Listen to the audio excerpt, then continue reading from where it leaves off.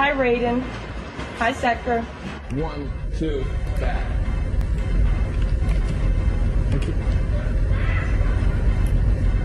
Yeah, that's good. Let's try that one. You have to do each move 8 ways. As you see, a joystick goes 8 different ways. So if I was to do a front kick, I'd have to do it frontwards, backwards, sideways, and diagonal 4 different ways. This is why we have the tape on the floor, just to keep them facing the right direction.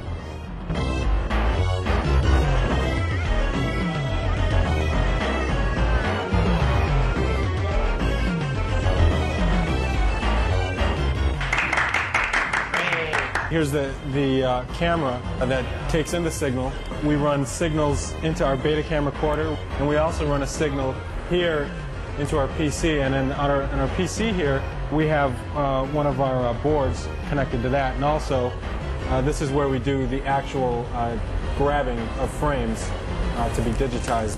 You can kind of see our talent out there, and I'll really quickly grab some images of them. That's good, Tony. We're able to click through frame by frame, delete the frames we don't want, keep the frames that we do like. As a matter of fact, you know what we should do? Let's shove them. We should shove them. We should have done that from day one. Somebody just push them real hard. We're just gonna all right, now the next animation, just stand there. Push.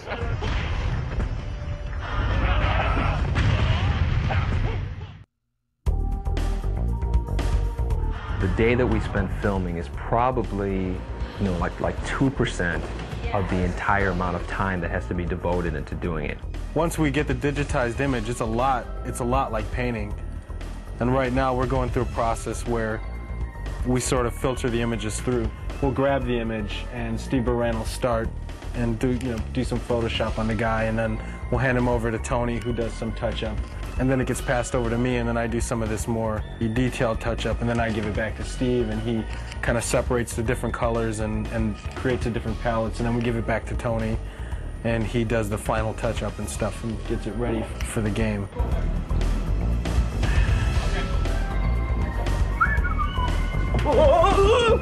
I did a drawing of this and everything. In 3D, you can make it any size and any lighting, any angle you wanted. Dave Michich did this, the 3D version. This is it's just ornamental, it's just like kind of a really neat background thing. But I was telling Ed about the story, like it's a soul cage.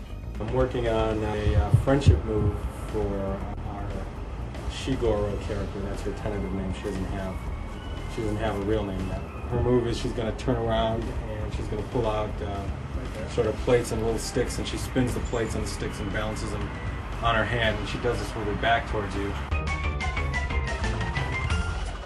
Shiva wins. Friendship. This is Shang Tsung morphing into the robot ninja, who we call Ketchup right now, because right now there's a red guy and there's a yellow guy, so we call them Ketchup and Mustard. But they will have real names later on.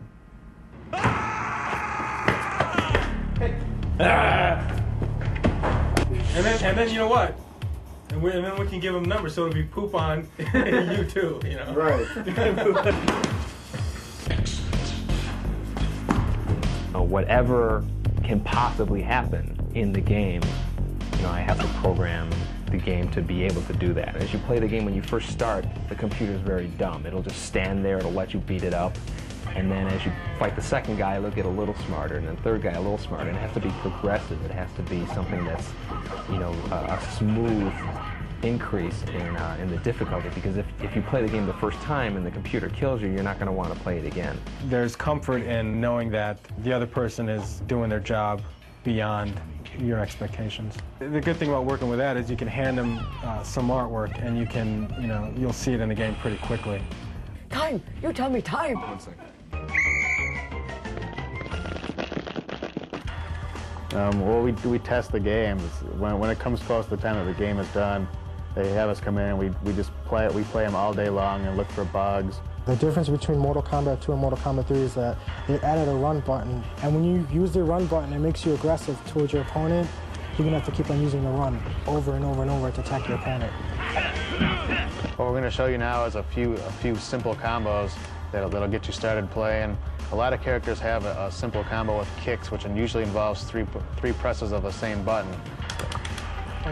Like Cyrax has, you press high kick twice and then back and high kick for the final hit.